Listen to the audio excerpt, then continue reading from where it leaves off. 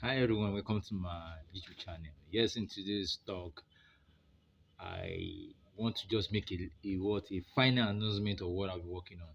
Yes, I'm working on a Python series where I'll teach you guys how to play with Python, how to build software, how to build a simple application with Python, and I hope you guys will enjoy it. And this is just a brief announcement of what I've been working on. It's a playlist I've been working on how a beginner level um, personality or person can get into Python and learn how to write code, build something cool with Python programming language. So I hope you guys will watch the next episode, the next playlist. I'll be posting it in the in the comment section below, on the description below, on how you can learn Python, on how you can use Python with your as a beginner as a beginner.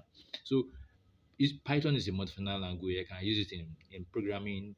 I can use it in agriculture. I can use it in software development. I can use it in web development. I can use it in automation. I can use it in robotics. It's just so multifunctional.